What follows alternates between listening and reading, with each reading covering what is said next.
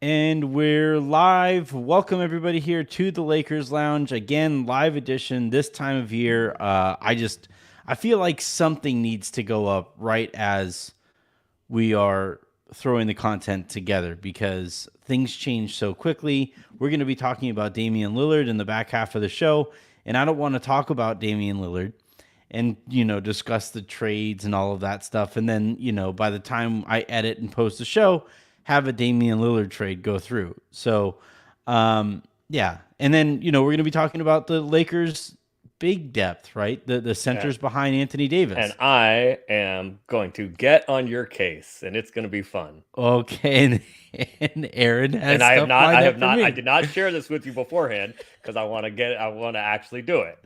So go ahead, finish your intro, and then I'll yell at you. It's really rare that Aaron has that like glint in his eye. He's like, I am gonna rip into this motherfucker.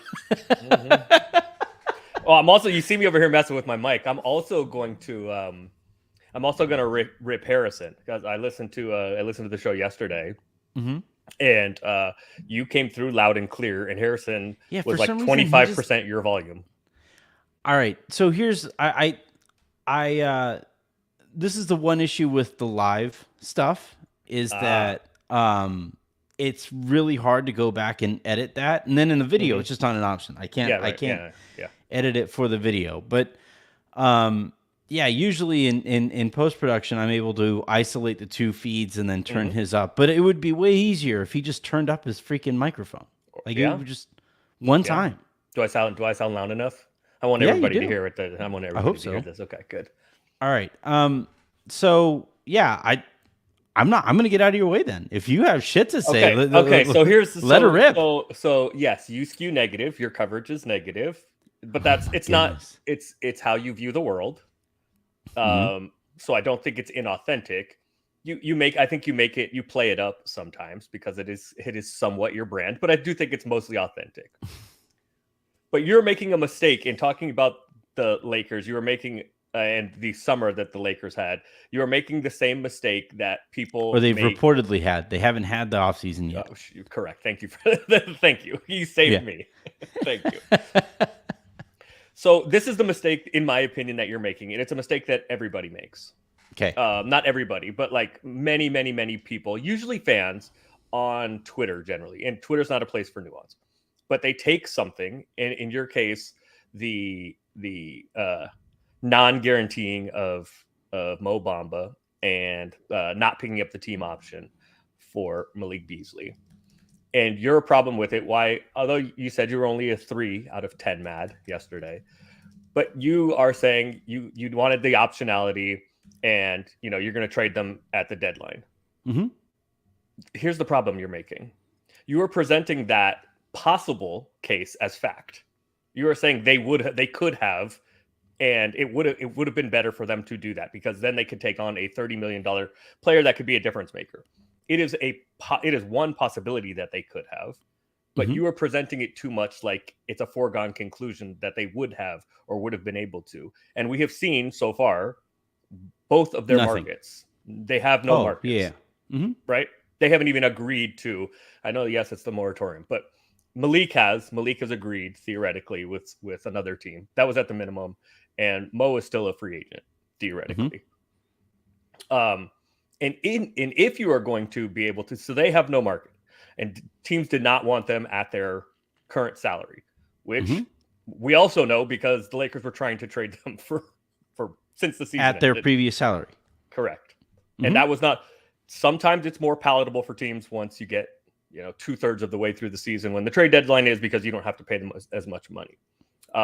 And the season has taken place already, and you know more about where your team sits, so you get the sell. Like there are going to be more sellers at the deadline than there are sellers right now. The other problem, though, is that the rules now for making these trades are more restrictive, especially for teams that like have these high dollar players. They are not going to, they are often in the first apron, sometimes in some cases the second apron, which, yes, they are getting off of future money, but it is much more difficult for them. They're less likely to even take on just bad salary in and of itself. And to do so, and what we've seen, have been teams that are running cap space. There doesn't appear to be much cap space left over. San Antonio still has some, but teams have been renting their cap space, right?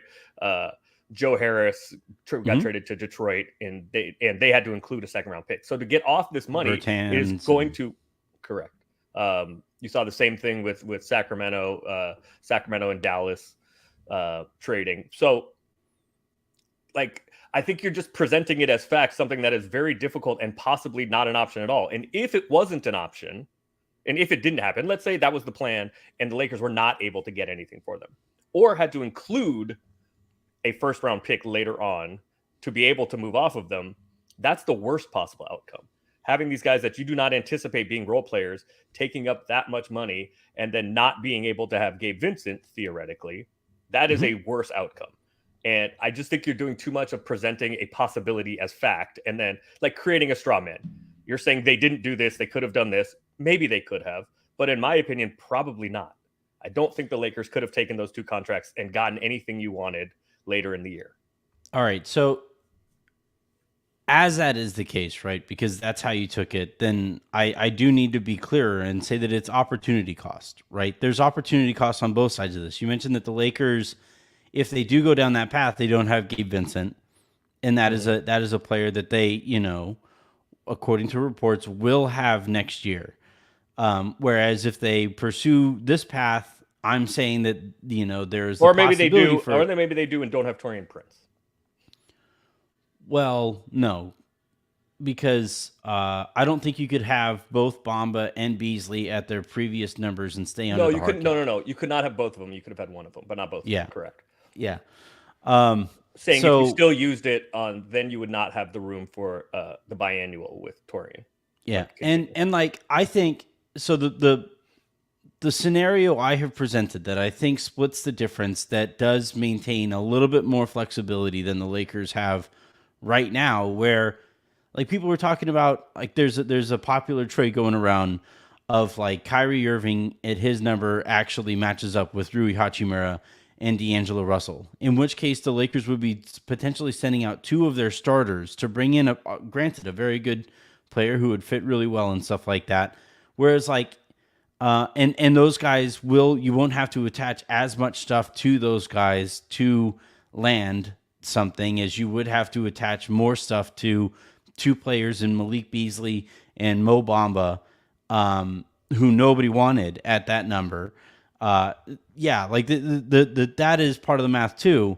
But like to me, I would have liked to have brought back Lonnie, say, and maybe he just wasn't interested. Right. And that's another part of this conversation, was just that like he looked at the role that he would have had on this team and said, I would rather make the minimum in Brooklyn and test my market there. Same goes, I guess, theoretically for Malik Beasley, who says, I see my role in Milwaukee as a greater likelihood that I play there than I would here.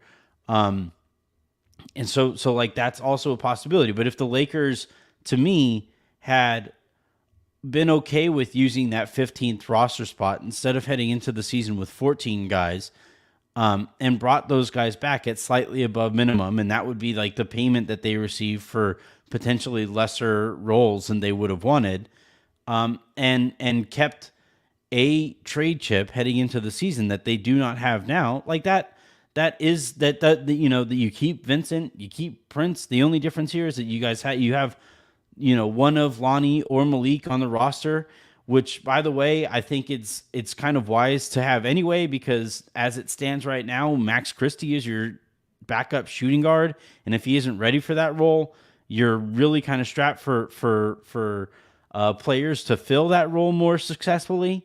And so, yeah, I just think, like, generally speaking, and again, like you say my coverage skews negative.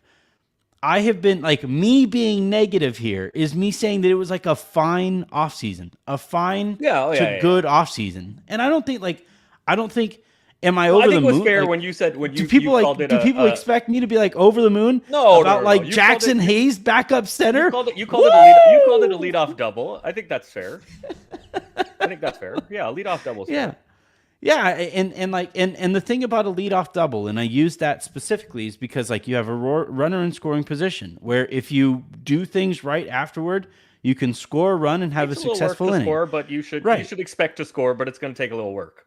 But in that scenario, though, if like let's say let's say your leadoff hitter, which it's the first inning, right, and your leadoff hitter gets on, hits a double.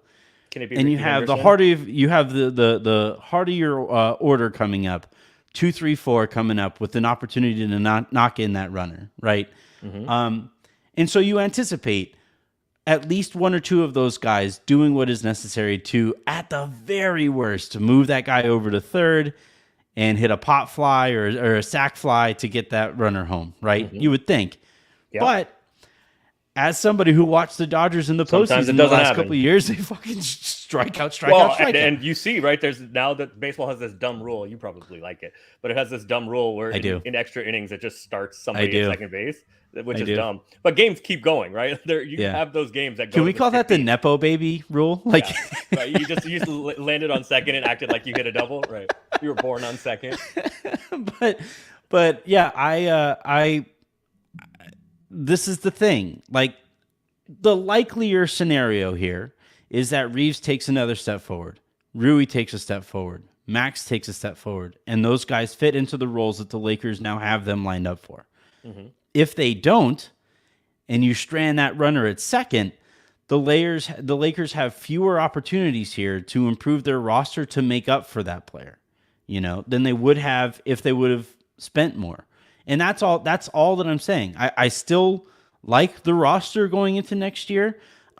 Vincent is somebody who, like, it wouldn't surprise me at all if we're like marveling at him being at only $12 million this year, because he is capable of being a starting point. By the way, he's less than that.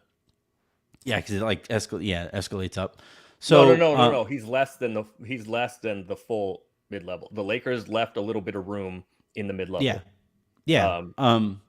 But so possibly if you want to outbid somebody for a buyout guy later on in the year, or if you want to convert a two-way guy to a regular contract and not have the same issue as Max and Austin and THT, where you can give them extra years.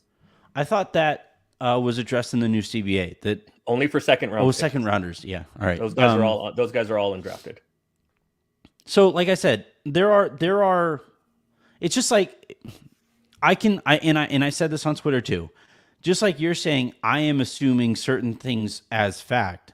I think people are also assuming certain things as fact that are only assumptions. They're hopes right now. Oh, sure, absolutely. The thought is that those guys are going to step forward. And it's like, yeah, they normally. And by the way, like, if I had to gamble on it, I would totally gamble on I would bet on Reeves working his ass off. I promise you, Austin's busting his ass. Yeah, I've never heard a single person ever question that guy isn't going to live up to and exceed this current contract. He wants a big one after this one. Like, the next contract that he's lined up for is the one that, like, is the life changer. And I mean, this one's the life changer. But this one's like, I'm not going to sit here and say like $50 million. this one's the life changer. Whatever. But like the next one, you're talking about hundreds of millions of dollars that he could have lined up for himself. Possibly, and that is like, in order to do that, he needs to exceed the 4-year, $56 million deal that he's currently playing on, if he plays, once he became a starter last year, and then through the playoffs as the Lakers' third best player, he's already worth more than this deal. Like, if he just keeps that level, he is vastly overplaying how much he's getting paid for in this deal. I agree that other fans are. There's no way to talk about this right now without assuming stuff. Yeah, they're assuming all the best outcomes and then, presenting those things as factual. And I also agree with. I have a problem with that also. Hold on, as I check in for my flight to Vegas tomorrow. Let's see. What am I going to get? Let's see. God damn it. You weren't flying with the Lakers? No, if I do that and stay with the Lakers, then I'm there for as long as the Lakers are there. No. I don't You want to can't be fly. there. I don't want to be there possibly 12 days. You can't fly there like with them and then fly back on your dime. No, I could, but then they have a hotel room. See, this for is me. however This is long. me splitting the difference. You see They have that? a hotel room for however long I'd be there. No, because I gamble too much, so I get my hotel room basically free anyway, and I like to be on my own program. Yeah. I could get a credential, sure, but that's as far as I'll go. To be any kind of official, that's as far as I'll go.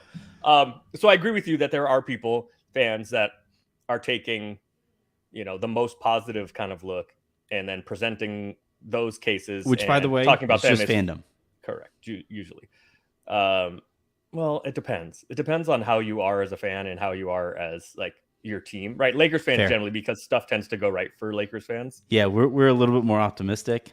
I'm a Cal football fan, and it's just going to be, they're just going to be good enough to break my heart. So I do not expect good things. There are very few worse feelings than the Vikings being in this in a spot to win a playoff. It's going to go wrong. They're going to pick up a stupid penalty, and a 30-yard field goal is going to turn into a 45-yarder, and then that 45-yarder is going to go wide left because Blair Walsh is a moron. It'll probably hit the upright. So yes, there are fans that do that. It'll hit a bird. And there are also, frankly, there's also media members that have been doing that, and presenting it. As I said, you were presenting, a negative outcome as fact, and they're presenting a positive outcome as fact, and neither is true. But to respond to your shooting guard problem or your shooting guard, what happens because Max is the backup shooting guard. I kind of disagree with that.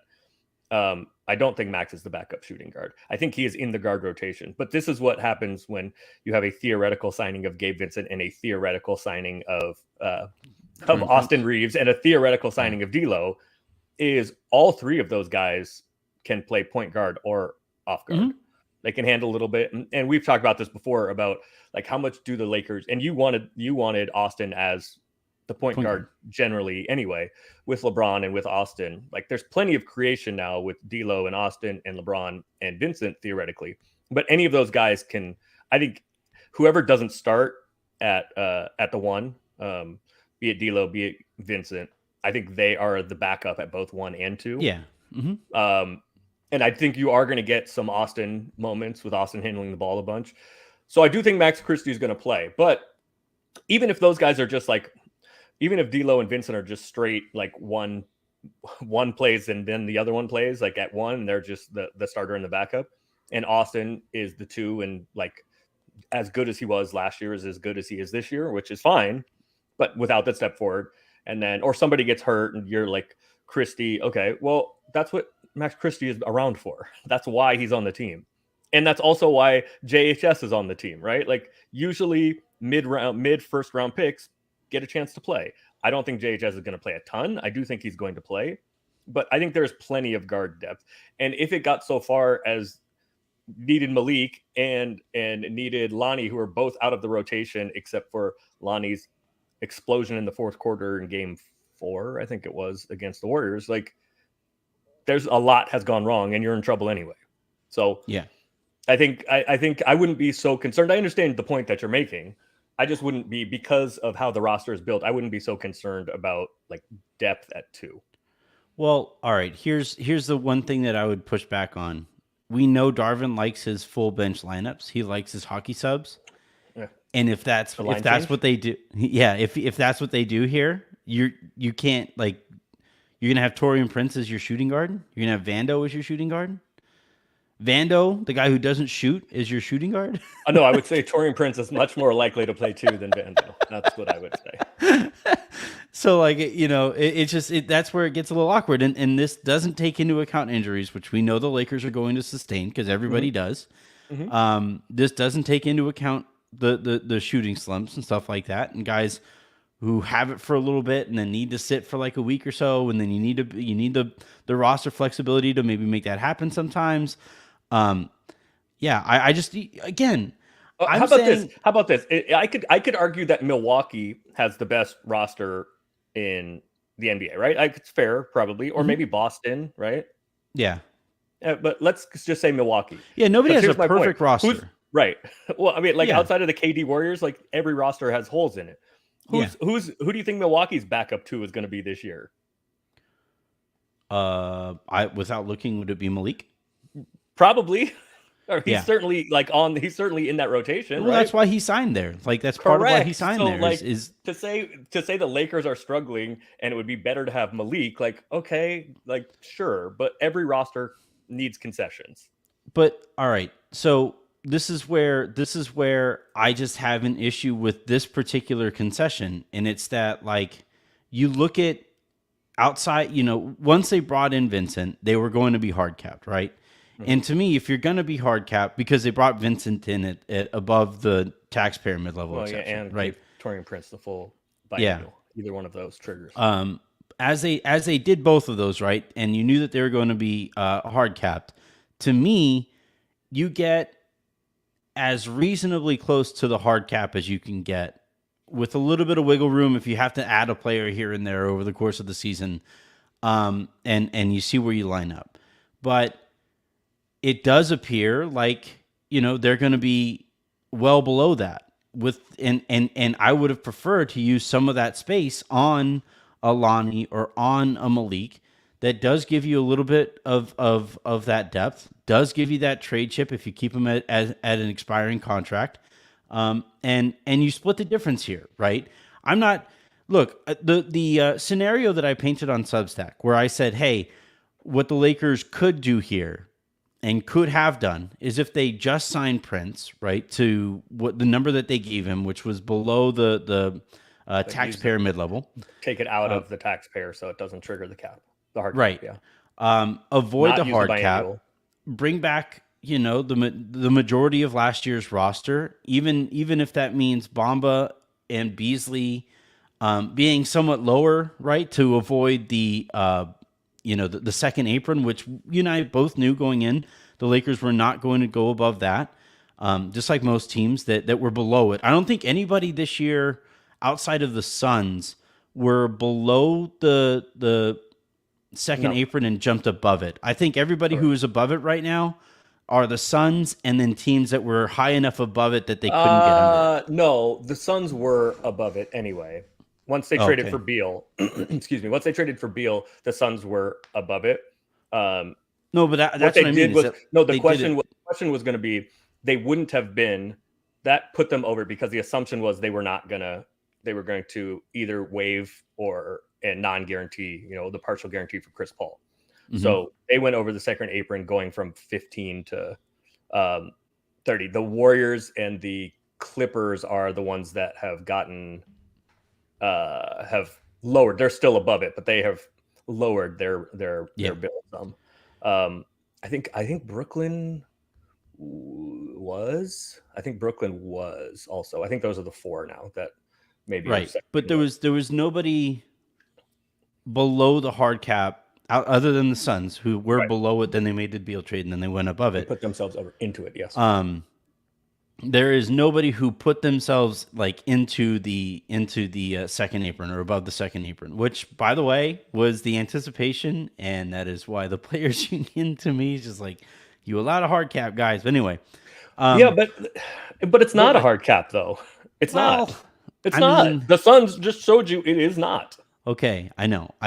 That's what owners are going to want people to think, so that the players' union doesn't get pissed. But if nobody ever jumps above the hard cap, then in the first chance to do it, the Suns did it. The Suns said, "We don't care. And we're doing everybody else is doing whatever they can to avoid it. We're seeing, So yes, here's the thing: like, if you consider it a hard cap for the players themselves, the top spending teams are not going to spend. But do you think in the old CBA that the Rockets spend $40 whatever million a year on Fred VanVleet or 20 a year? They had to spend because there are some punitive penalties if they don't get up to the floor immediately. So the money is still being distributed the same way.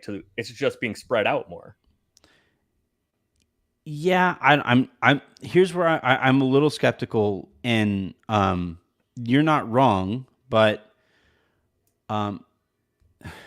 it is being spread out in a way that's creating mediocrity, which, by the way, that is the point. The people, like, if you're upset with my line of analysis with this Lakers roster and the holes in it, the retort is everybody is going to be a little bit more mediocre this year and moving forward. Well, It's I mean, just like wanna for look at the it most as part, West. If huh? we look at it, let's look at it as at the West in general. Like, I think that's what matters, right? We still have to see what happens with Dame. We still have to see what happens with Harden.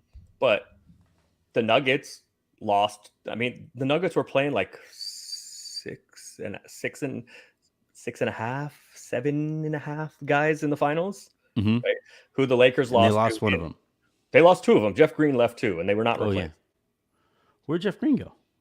How did I miss that? Yeah, I don't remember. Jeff Green left. Jeff Green and Bruce Brown. Now, is Christian Brown had some good moments in the finals? Can he make up for one of those? Okay, but now and Peyton Watson they really like okay, Yeah. they got Yeah. at least incrementally worse, and the Lakers got at least incrementally better, right? Who are the other, like the Warriors? I don't, CP3, Poole, whatever. I think next year CP3 is probably better than Poole, but they haven't done much else either. Maybe they're slightly better because the vibes will be better, but like, the Clippers kind of Chris feel Paul's like a going to mess. help with vibes. Yeah, the Clippers kind of feel like a Paul Poole being gone will help with vibes. I mean, unless maybe Draymond will punch CP3 in training camp. So who knows? They're gonna punch each other. Remember, what was it, Sergeant Bilko? Did you ever see that movie? Like way back in the day, Steve Martin. No, that's why it's people like this. no. It's like this army movie, and they have like this gambling ring in it, and they throw one of like the boxing matches, and even money comes in on both of these fighters. They throw the fight, and so they're dancing. They finally, both guys agree to throw a punch, like finally. And they knock each other out, and that's going to be what we're going to see from Draymond and CP3. CP3. I don't know that CP3 can like reach Draymond's face, but well, that's not what he aimed or for. like or isn't it which Rocky is it? Is it Rocky 1 or 2, where him and Creed like knock each other out? Yeah, at the like same the time? final scene. Yeah. So like relative to the competition, I think the Lakers maybe have had the best. The Suns, I do think the Suns have gotten better, maybe even significantly better. But I would say outside of that, I think the Lakers have, or you certainly could argue, have had the best offseason in the West. And for a team that was right, I mean, how you look at the sweep, but the sweep with all the games were close. For a team that was in the facts are the facts. They were in the Western Conference Finals last year, and they got better. And the team that they played and lost to in the Western Conference Finals got worse. So I agree. I don't think it's a home run, but I think there's quite a bit to be positive, feel positive about. Yeah, I am really excited to watch Gabe Vincent play. I think he's the perfect point guard for what the Lakers were looking for. I mean, I would prefer he be a little bigger.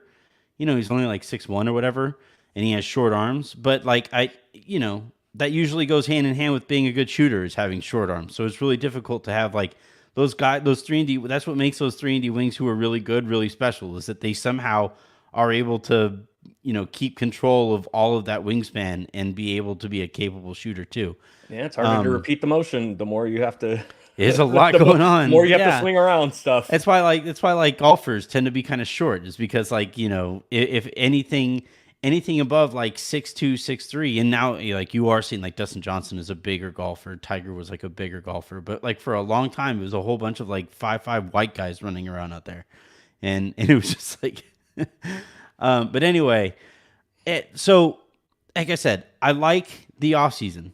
I think it's a fine to good offseason. The only thing that I would tweak is spending a little bit extra on top of everything that they did to keep one of Lonnie or Malik, just to have as depth at shooting guard and as a trade chip to bring in, if you attach a second rounder to one of those guys making $5 million next year, that gets you the backup big that the Lakers don't currently have right now. I mean, and can't maybe, but is that so much better than the 4 or 5 bigs that are still on the market right now? we gotta see right. The point is the center market is saturated is the point, right? And there's a lot of opportunity to find a guy like at the minimum. if the Lakers walk away with Christian Wood, who I think is a pretty good reclamation project, right? Like if they walk away with him and convince him to be like the second big and move Jackson to the third big, then yeah, I would say that's a solid signing there. That I really like the upside. I think the Lakers still need a little bit more talent, and that's why I would lean Wood there. But if they decide they want to bring in Tristan Thompson for like locker room vibes and stuff like that, and be a you know the what is it, the executive of vibes, right? The CVO, the chief vibes officer, then There you cool. go. Like that's also another direction they can go. If they feel like there was untouched potential there, untapped potential with Mo Bamba because of the injury situation last year, then there's an argument to be made there. Yep. I would get a little nervous if the Lakers decide to stay a little closer to the tax apron and convert Castleton to from a two-way to an NBA deal instead, and save like $1 million here or there. That would make me a little nervous because that means Hayes has to pop. But yeah, like I think there are, like, it's just about lines in the stand that are drawn either from fans' perspective with what they're comfortable with when as it pertains to the Lakers potentially spending a little bit less than they maybe could have, and lines that the Lakers draw in the sand that where they say they aren't going to spend there. And for the Lakers, if they're basically saying, hey, we're in the tax anyway, and we don't want to spend the money for the repeater tax to keep a third string shooting guard potentially that is above the veteran minimum, then like that's a business decision that they can make. That doesn't change that I get uneasy about a team that was just in the Western Conference making business decisions. Like all of this stuff can be true. And again, the grand takeaway here is that the Lakers did get better. How much better is going to depend on Reeves. It's going to depend on Rui, and it's going to depend on Max. It's going to depend on health with LeBron and AD. But it's also going to depend on continuity, which they haven't had before. And that's going to help too. Yeah. And then if it doesn't work out and they wind up flipping D'Lo and Rui for Irving, then LeBron walks away happier too. What is the holdup here with centers? They're waiting. I think teams are waiting to see, the centers are waiting to see what happens with Dame and Miami and Harden and all of that. Because basically you can assume like all these dudes have minimum offers for a bunch of places now. And I think they're waiting for the first guy to sign based on role, and when it all shakes out with all the trades, and if anybody can get more than the minimum. I think that's true of, I think that's Bismack Biyombo and Mo and Christian Wood. I mean, and Wood and Dario Saric also has a bunch of offers all over the place. So I think teams are waiting to see, because that may impact, the certainly like title favorites or title odds, and they're going to, if you only have offers for the minimum, then it becomes three things: where do you want to live, how much what kind of role can you get, how much do you think you'll play, and how good is the team going to be? And so what can you because all of the guys who have leverage to make decisions get offers for more than the minimum have made those decisions. I think that next group that we just talked about is waiting to see. I think the whole NBA is being held up by what happens with potential Dame trades and potential Harden trades. So I keep seeing this kind of comment in the comment section, some version of this. No team wanted to trade for Malik and Mo. Look, they're still free agents. I'm not saying any team was like lining up themselves to trade for those guys, the player, but you combine expiring contracts with draft capital, and that's how like the vast majority of trades that improve rosters have happened over the years. Like that's how it's gone. But that was different. This is a different NBA. Well, we'll see. Like, I don't think those deals have completely gone away. Like I do. Teams have had to attach picks to take nothing back just to get off of guys. But not in expirings. Like I haven't seen an expiring contract that like the team has had to attach a pick to, other than Russ when he was making $47 million and he was such a headache Joe that like Harris is Joe Harris expiring? He might be expiring. I think he might have another year. Maybe, But okay. Bertans definitely has another year. yeah. Yeah. Bertrand. Like I think Holmes has a year He beyond does. this one Holmes too. has this one and another one, yeah. So like typically those and it makes sense. Like you don't want that money on your books beyond this year. You don't want to amnesty that player, stretch and waive that player, waive and stretch that player, because that just takes it that much longer to rip off the Band-Aid. So like that makes sense. But if you have a player who has that extra year on your books and is still a productive NBA player, and you can get some draft capital with having that money no longer on your books beyond this current season, that's usually what teams line themselves up to do at the deadline when they find out that their season didn't go to plan, right? And again, like you're right.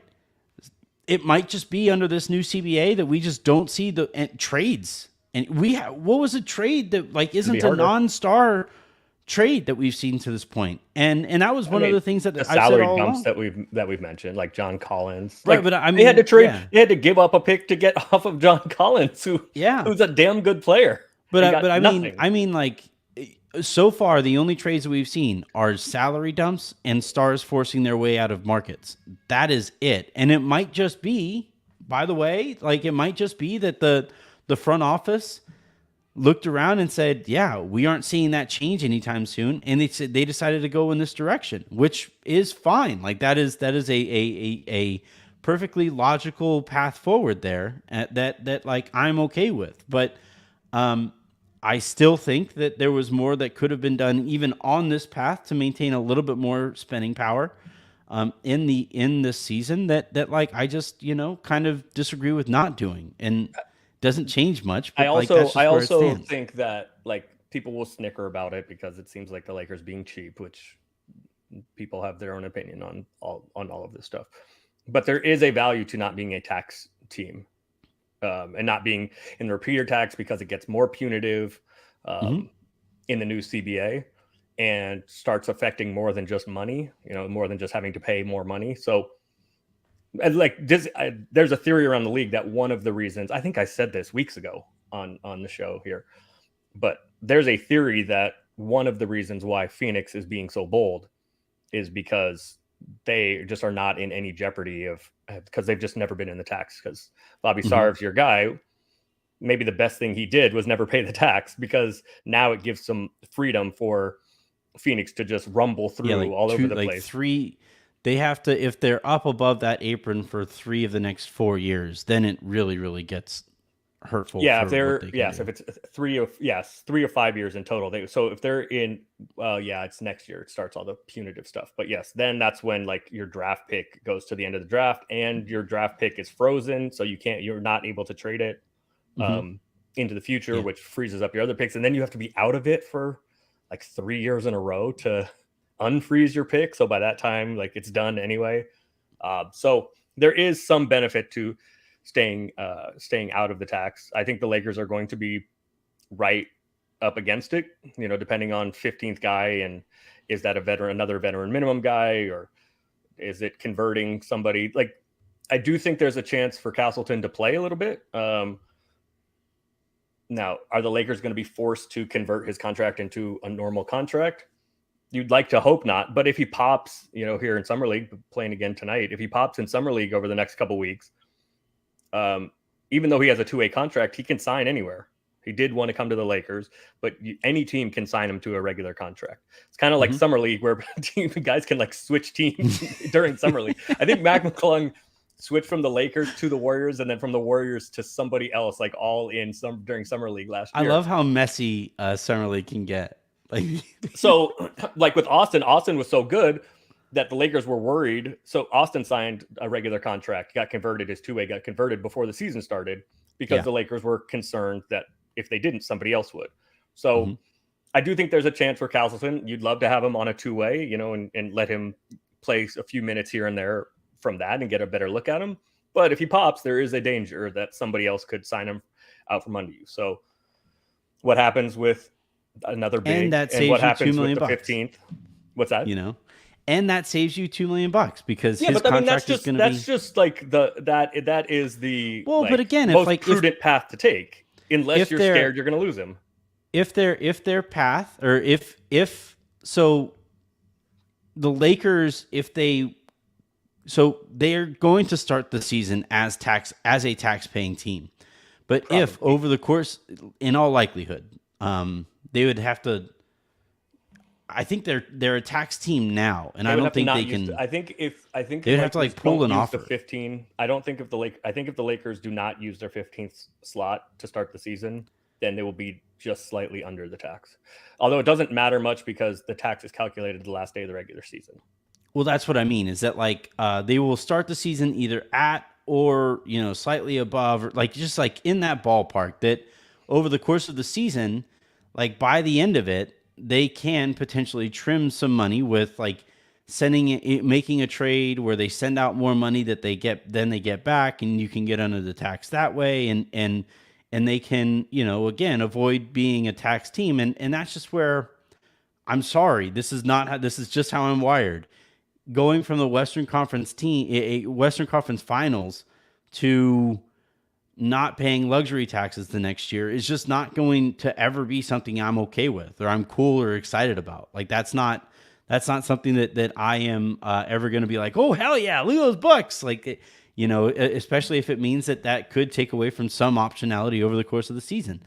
And by the way, I don't think any fan should really care about that, but that's all kind of besides the point. We're 40 minutes into this. I promised some Damian Lillard talk, and I want to talk about Damian Lillard.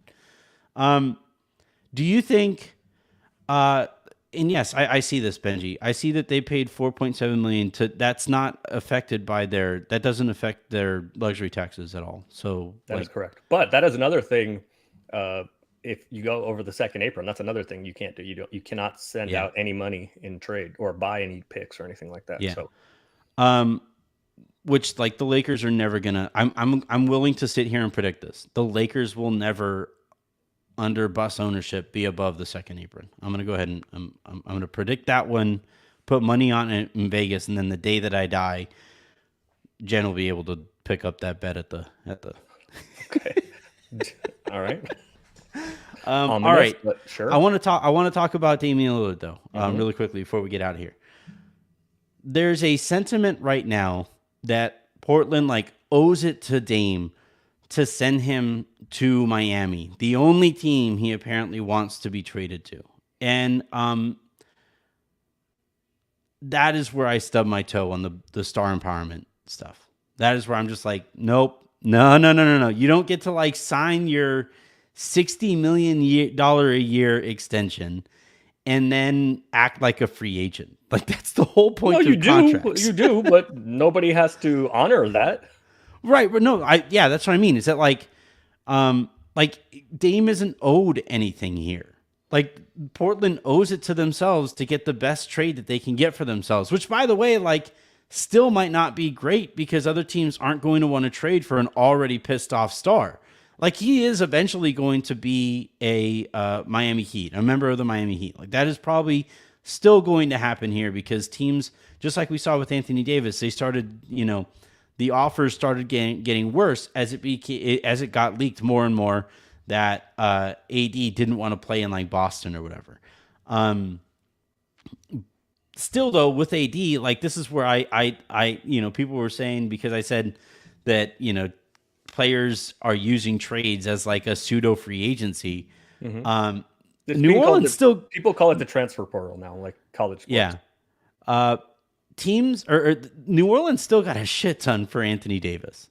They still got a ton. And this idea that because Damian Lillard has been loyal to Portland, that Portland should have to take back Tyler Hero, Kyle Lowry's expiring, and one pick is just it's obscene to me. That doesn't make any sense. And like Portland doesn't owe that to them. And this idea that like Portland fans have to be okay with that too, and just like be happy that they did right by Damian Lillard when he's no longer a member of the Portland TrailBlazers and didn't win anything for the Blazers while he was there. Like I don't know. I that is where I draw the line in onlinedness.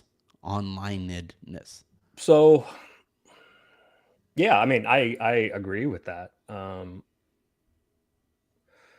I do think he's going to end up going to Miami. I dislike it. I'm tired of all of it already. I'm tired of Miami lying. I'm tired of Dame. Like, I'm tired of Dame and Miami and the Blazers all trying to leak different stuff that is all ridiculous, trying to get their story out in front of all of this. I'm tired of all of that. Dame shit. has incredible respect for the San Antonio Spurs. I'm just tired of all of this.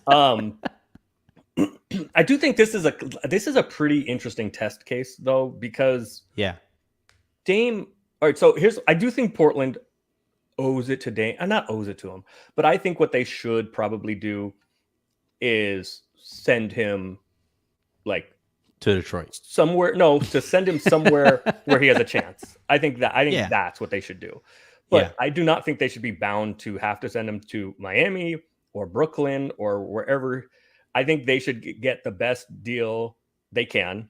And if there are 2 deals that are close or 3 deals that are close, I don't mean close to completion. I mean close to value in return. That then they can go to him and say, which one do you want? Yeah. I think that's fine. I think that's, I think they should do that. But to take like 10 cents on the dollar just because Dame says I'm going to Miami, like period. Yeah. I do think Dame is doing that to depress offers other places. I mean, kind of like the Lakers did. Hey, we're matching and you're going to tie up your cap space if you offer Austin. So then nobody offered Austin. Right. So I do think Dame is trying to depress offers by saying like, it's only Miami. And, putting it out there that it's all like he's had like 5 different people come out with the same story. Dame is now reiterating it is only Miami is the although only it is team funny on the how list. many I guess Haynes and Shams are different, but like I forget Mark Spears which reporter it is. No, but there's a guy based in Florida who's been like adamant about this, and it's like that's very clearly Pat Riley like indicating all of these things to you, and it's just. But like, then they're also like, it's just so ridiculous. We're not going to include Caleb Martin. Like, okay, Caleb Martin is the sticking point here. Yeah, right. And by the way, who's to say that that's enough for the Blazers? Even if you throw Caleb Martin, and Caleb Martin's a good player, fine, but like, and then the Blazers are posturing that they're not going to do anything, right? Which is nonsense. But what is Dame going to do if they trade him anywhere or don't trade him? What's Dame going to do? It is like because there was I guess somebody found a quote from Dame a couple of years ago saying that if he ever did ask for a trade, which is just so perfectly Damian Lillard trade sock as shit, but he was just like back a couple of years ago said that if I ever do ask for a trade, then I would act a fool to make sure that I get to the right place that I want to be and all of this stuff. And it's just like, okay, you gave up that right when you signed your extension. Yeah, well, also for all the money. Like that's how you want to be remembered in Portland, right? Like he has like when we talk about what Portland owes to him and like what they lose if they don't do right by him here, Damian Lillard, like the reason he's as popular as he is because of the loyalty stuff. And then now at the very end, if you make a mess out of all of this, that's going to be how you're remembered because he didn't do anything in Portland. He hasn't won. I mean, he didn't win a championship. No, he didn't make a finals. No. Like I mean, they were consistently very good or good. He didn't win an MVP. No. This is people have been comparing it. Well, this is their Kobe. You know what Kobe did? Kobe won. Kobe was our Kobe because he was Kobe effing Bryant. And also like whatever, 11 years is very different than 20 or 21, whatever. Yeah, it's just like and yes, the 5 championships helps in the Kobe on the Kobe side of the ledger also. And the MVP and the multiple finals MVPs and all of the all NBA teams and all of the All-Star stuff, the records that he broke. Like it's just I've been watching this and this is like I have found my line in the sand on how much power players should have is Damian Lillard. I also like I don't think like this is my point of why I'm so tired of all of this. And again, I think he probably is going to end up in Miami. Yeah, me too.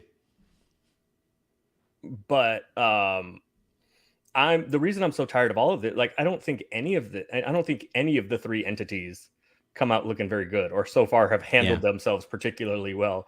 None of them have covered themselves in glory. Like Portland. Oh well, I mean, we were going to sign Jeremy Grant to 5 years, 160. Yeah, like, well, Dame or not? No, the fuck you weren't. Like, I mean, what else are they going to say, right? And they're like, they can't back out. Jeremy Grant's own family saw he got that number and he was like, "Wait, you got what? We going Sizzler? Ow!" So yeah, I'm sick of all this. I think he probably ends up there. But I mean, just because I'm a cheerleader for foolishness, shout out Cedric the Entertainer. I actually want to see the Blazers hold the line and just say no. Yeah, just say no. Nope. I mean, it's also it's very different in some ways and similar in some ways. What happens? They're putting it. Philly's putting it out there that they're saying they're trying to like mend fences and bring James back to like have him come back and play, and they think there's a chance maybe. But what are they like? I'm interested in seeing if they just say if Daryl Morey says like there isn't a deal out there that is good enough, so no, I'm not trading you. What like that's come back or don't. I mean, like you can sit out if you want, but. And we saw it with Ben Simmons. Did you say that? We saw it with Ben Simmons. Yeah, that like he held the line. That they basically were just like, and all of that kind of stuff. The problem, the difference though, is Ben Simmons had the way Ben Simmons is similar to Dame is they both have very long contracts. Yeah, James this year, I don't think he can't pull that like COVID shit. I'm partying in Vegas with my trainer at the strip club. Yeah. And then I'm showing up to camp fat and late and then like loafing around, and I'll play one game to show everybody that I can still hoop, and then I'll take 8 games off. Yeah. I don't think he can do that again because he opted into his contract because he saw there wasn't a great free agent market for him. Yep. And he is 34 now and a very good player still, but he is not a 30-year-old in the prime of his career and one of the best few players in the league. Yeah. He's good still, but he is on the last year of his deal and needs to get his next one. So I think he comes in. If they just say no, if Daryl Morey just says, I couldn't find anything, no. Yeah. I think James has to come back and hoop. And what's Dame going to do? Dame is like, I mean, look, we don't, unless you know these people personally, we don't really know these guys. We only know what we hear and see of them. Mm-hmm. But I know Dame some, I know KD some. Those two have felt like the guys that like both have 4 years left, and Brooklyn didn't end up holding the line. But like, what are you going to do? Those two dudes are going to hoop, right? Like that is all that we see of them. And from my personal interaction with them, that would be my read on it as well. That those dudes are not, what is Dame going to sit out 4 years if Portland just says no? Of course he's not. He's going to hoop. It would end his career. Like he's yeah, he's going to be 33 in a couple weeks, I think. It would end his chances at getting, much beyond this contract, anywhere near this contract again. So, yeah, I think this is an interesting test case. I think, and like the macro side of this, I think to be absolutely clear, stars getting empowered the way that they was inevitable, and it was the right thing to have happen because they are the league, right? They are these organizations. I can like a certain executive, or I can like a certain coach, or I can like a certain owner or whatever, but unless they have a Steph or a LeBron or a Kobe or, one of those franchise changing talents, that organization isn't winning a championship. And like those kinds of talents should have the amount of leverage that they have earned. Where I think we lost the plot a little bit is when players who aren't those players start acting like they are those players. And Dame, great player, phenomenal talent, offensively, one of the players I will most enjoy watching in my entire adult lifetime. Just an absolute delight to watch play. By the way, low-key, also, he had one of the best offensive seasons ever last year. He didn't play that much, but he had one of the best individual offensive season, like a top 5 individual offensive season ever last year. And the Blazers sucked. And then, they did. And, part of that is he has never been a very good defensive player. He's downright bad. Yeah. Like, and you can talk about this with like James Harden too, right? We thought he was going to be an all-timer. Offensively, he is an all-timer. It just so happens he short circuits as insurance fraud doesn't get rewarded in the playoffs. And that really changed how we think of him as a player. And that guy demanding 3 trades in 3 seasons or 18 months or whatever it's been with James Harden, it's like, I'm on. This is where Anthony draws the line. I'm like, all right, the star empowerment and stuff like that. Like, we need to, because I do think, like, I don't want the James Hardens of the world to ruin it for the guys who actually should have this power. Like, that's the guys who like it. Steph to me is an interesting one because I really wish he would have had the power to walk into the ownership office and say, hey, your whole 2 timeline thing, no, we aren't doing that. We're maximizing time here. He did have the power to do that. That's just not who he is. Right. And then he finally did that this offseason. Yeah, but if it would have happened 2 seasons ago, he probably has 2 more championships under his belt, and we watch him in that situation more than we have gotten to watch him in that situation, right? LeBron, early in his career, should have been able to walk into those Cleveland offices and say, "Yeah, Zajunas Ilgauskas, I'm going to need somebody a little bit better than that." That's why there's the rule. They traded him and brought him back. That's why there's the rule that you can't resign guys. Yeah, the funny Ricky Davis thought that LeBron was drafted to back him up, which is funny. I was thinking like LeBron is an 18-year-old going to management, like get this dude out of here. So like Paul Silas, get this dude up out of here. I want the right stars to have that level of power in their organization. Preferably they work hand in hand with those organizations, and I think that's where you see the best careers, right? The Tim Duncan careers, the Kobe careers, the ones that like you look at it and you're like, you know what? There was not very much left on the table there. I mean, Kobe requested a trade. Yeah, and and then went on radio. And you know what the Lakers did? You know what Dr. Buss did? He said, "No, Kobe, you're not getting fucking traded." And no, we're not trading you. We're not trading. What we also aren't going to do is trade you to the Bulls and not get Luol Deng back. Right, that's what it was. He was like, I looked and I can't get it. I will not. I just can't do well enough to trade you. It's not worth it.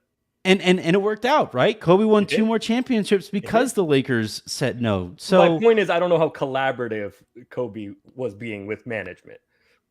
By the way, he should have been pissed. He was dragging Luke Walton and Smush Parker and like Lamar Odom before he was like a 6th man. Like those Lakers rosters. Everybody, he should have demanded a trade. I would have liked to seen him play on Pluto. I was so sick of watching those like Brian Cook. Like I get him out of my life. So like, yeah, I do think Kobe should have had that power. But like, to compare Kobe having that power to Dame having that power, and that like Portland somehow owes Dame something, that Portland owes it to Dame to take 10 cents on the dollar. No. just no. That's where like I am team management apparently. Dude, you're reminding me of like those Kobe teams were not so great, and Luke Walton has like a really funny story. Like as they're watching the game go on, right? And if Kobe finally scores whatever his 81st point, and Luke's on the bench and like hits somebody sitting next to him and looks up and he goes, "Will you look at this fucking shit? Kobe and I scored 81." No, it was Smush Parker after the game said like Kobe no, but Smush had like 13 or something. No, he had 9. He combined for 90. No, Smush had 13. Oh, okay. All right. But yeah, that was Lamar Odom had 8. Chris Min 12, Kwame Brown 3. Slava Medvedenko didn't get in. Brian Cook had 2. Devin George had names? none. You hear these names? That's why he wanted to play on Pluto. Ronnie Turioff and Aaron McKee did not play. Sasha had 3. All right. I have a story to tell you before we get out of here. And I think you're gonna find this amusing. Okay. So over the holiday weekend on Friday, my neighbor across the street held a cookout, and this was the one I texted you about, right? Right. Because like the meme on it, right, is so and so is invited to the cookout, and I got invited to the cookout. The family across the street is a black family. Love them to like they are just incredible people. So they invite me over, and they invite me and Jen, and then Avery was playing with everybody, and we had an absolute blast. Incredible food. I even joked with them like while they were cooking the crawfish, that like earlier this year during crawfish season there was a crawfish boil, and the people who were cooking the crawfish were white, and I was like, there was no flavor on that crawfish, and they all started busting up laughing at it. That was not the case. It was like it had proper kick. I could have taken a little more like kick, but I guess they had some like older family that they didn't want to spice out. You serve it with you put hot sauce on the side in case you want to doctor it up. So we're there or whatever, and when my neighbor Paul, his aunt, asks me my name, and I go, my name's Fred. That's all. Like everybody who's followed me for a long time, Anthony is my professional name. That's my legal name, but my friends and family, they call me Fred. So she goes, no shit, your name is Fred. Is it short for Frederick? I go, yeah. My middle name is Frederick. But everybody calls me Fred. And she goes, no way, that's my son over there. His name is Frederick. And she goes, hey, Frederick. And he like turns around and he goes like, what? He goes, hey, his name is Fred. And I go, yeah, hi. And is it really Fred? He goes, yeah, totally Fred. So the cookout ensues. The entirety of the cookout ensues. We have a blast, and the whole time I'm calling this dude Fred. The whole time, and it become like a running joke that like there were two Freds, and your name all is of Fred this. And my name is Fred. Well, because Fred is like we're a dying breed. There just aren't very many Freds anymore. And so I was just joking with him that like in all of this city, there's probably two Freds, and they're in this building at this time. We had just laughing at that the whole time, and then at the very end of the night, as I'm walking back across the street back home, I see Fred. I pat him on the back or whatever, and I go, hey man, it was really nice meeting you. So cool to see another Fred. And he goes, yeah man. And by the way, you're not messing with me. Your name is actually Fred, right? He goes, oh yeah, totally, absolutely. So we leave, and we actually get together with Paul and Simone the next night again. And I go, I had so much fun. Thanks for having us. This was just an absolute blast. I love stuff like that. I missed my family in El Paso because those kinds of cookouts are just my shit. That is so much fun. And I go, also, it was really cool to meet your cousin Fred. It's just so funny. You have a cousin named Fred. And Paul goes, I don't have a cousin named Fred. I go, excuse me? He goes, no cousins named Fred. Who do you think you're talking about? And I go, the guy who was cooking in the collared shirt. He goes, that's Taiwan. Pardon me? Middle name Fred? Nope, I don't know his middle name, but I don't think it's Fred. So they fucked with me for like, we were there for like 6 hours. And I'm just like, the whole house, which had like 50 people in it, were in on this joke. And I was just the only one who apparently was just, in the dark. Yeah, they wanted to bring you over to the cookout to point and laugh at the white dude. That was the entertainment for the night. It was. What'd you really do? Did you good. play any dominoes? You get on the spades? What'd you do? I played some dominoes. With Fred, and played some. Were you playing cutthroat, or maybe you guys had to be partners? I mean, the two Freds together got to be partners. No, I think we played. It was cutthroat. It was just everybody out for. It was only a table of like 5 people, so that was playing. We were rotating people in and big out. 6, big 9. Never mind. Continue. No. Yeah. Was the highest bone? Was it 6 and 6, or was it 9 and 9? Oh, 6 and 6. Okay, big 6 is standard big 6. Yeah. It was really good. 10 to get on. 10 to get on the board. I think we played for like $20. No, 10 to get on. Do you need a dime? Do you need a 10 for your initial score to get on the board? You can't. It's got to be a dime or more. You can't get on the phone. You can't get on the board with. Yeah, no. Yeah, it was. Yeah. Yeah. Yeah. Because I tried to get one for 5, and they're like, no, that doesn't count. No, I mean later on you can. Just it takes a 10 to get on. Right. But it was a really good time. But I was just laughing at the fact that, and it's funny because my next door neighbors also a whiter couple, but Caleb, who they called Craig all night, and Caleb. They probably told him the dude's name was Craig or Caleb or whatever his name was. They probably told him the same dude had his name too.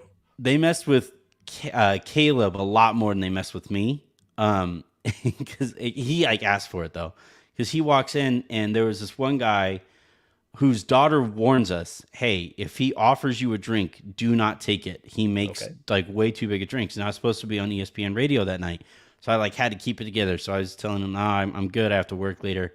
He goes, oh, come on, you can have one. I'm like, no, and I just kind of paced myself with a couple beers here and there, maybe a mimosa, until 10. And then after 10, I was like, I had a cocktail with everybody. But so J-Boy was the guy's name who I was supposed to avoid. And he, I guess, is, famous for his J-Boy shots. And he goes to Caleb. He goes, Caleb, what are you drinking? He goes, I'm having what you're having. And I'm like, oh, that is not smart, Caleb. He goes, well, I'm about to pour a J-Boy shot. Do you want a J-Boy shot? And Caleb goes, I don't know what that is. He goes, I'm not gonna tell you till you say yes or no. Do you want one? He goes, I'll have one, sure. And it turns out that a J-Boy shot was all of the liquor on the bar, like a little bit of all of the liquor on the bar, and I think like a splash of beer on top. It was disgusting. And so Caleb has one of them, and the first time that they poured it was just a little splash of it, so it still kind of resembled a shot. And then the second time it was like a little bit more, and the third time, I'm telling you, dude, it was like half of a red Solo was this shot that he took.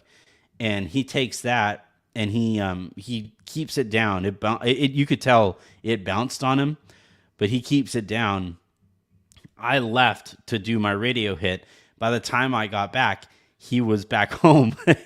His wife had to take him back home because J-Boy did him a little dirty. So they were calling him Craig, and then the whole I got back and they go, Fred, where's Craig? And I go, I think my guess he's back home because you might have given him alcohol poisoning. And they're like, hell yeah! It was celebrating that. That's funny. So it was a fun time, but I figured you would enjoy that story.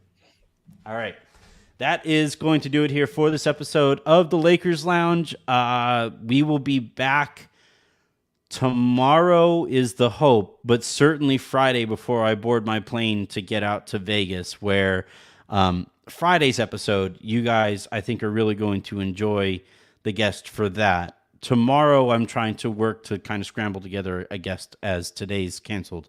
So until then, and until the next time I talk to you guys, I'm Anthony Irwin. That was Aaron Larsoul. Aaron, I'll see you in Vegas. Not going to be taking any J-Boy shots. I might bring another Fred with me just in case. And you back up. But yeah, I'm looking forward to seeing you, buddy. It's been way too long. It has indeed.